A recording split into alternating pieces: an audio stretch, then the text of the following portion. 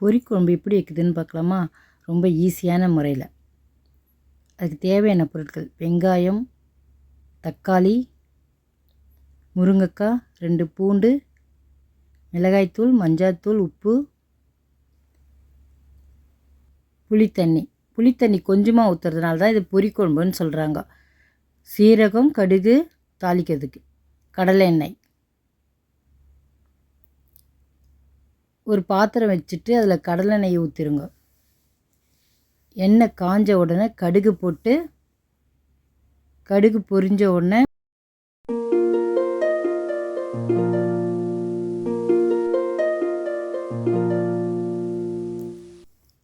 குட்டி குட்டியாக அரிஞ்சு வச்ச வெங்காயம் அதில் சேர்த்துட்டு நல்லா வதக்கிடுங்க. அதை நல்லா வதங்கணும் வெங்காயம், அப்போ தான் இந்த குழம்புக்கு நல்லா டேஸ்ட்டாக இருக்கும்.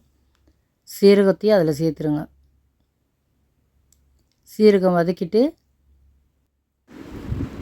பூண்டு 2 பல்ல குட்டி குட்டியாக அரிஞ்சு இதில் சேர்த்துடணும். சேர்த்துட்டு நல்லா வதக்கிடணும். முழுசாக போட்டிங்கன்னா அது பூண்டு குழம்புன்னு சொல்லுவாங்க. அதையும் சேர்த்துட்டு நல்லா வதக்கிடுங்க.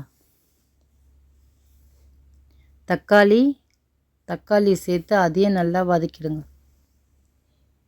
தக்காளி வதங்க கொஞ்சம் லேட் ஆகும், அதனால் அதை தட்டு போட்டு மூடி அது நல்லா வதங்கட்டன்னு விட்டுருங்க. இப்போ திறந்து பாருங்கள், வதங்கிட்டுருக்கோம். முருங்கைக்காய் அதில் சேர்த்துட்டு அதையும் சேர்த்து நல்லா வதக்கிடுங்க. எண்ணெயிலே வதக்குனா ரொம்ப நல்லாயிருக்கும். அது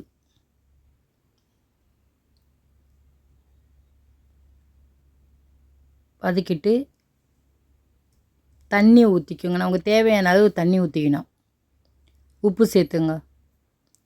மிளகாய்த்தூள்,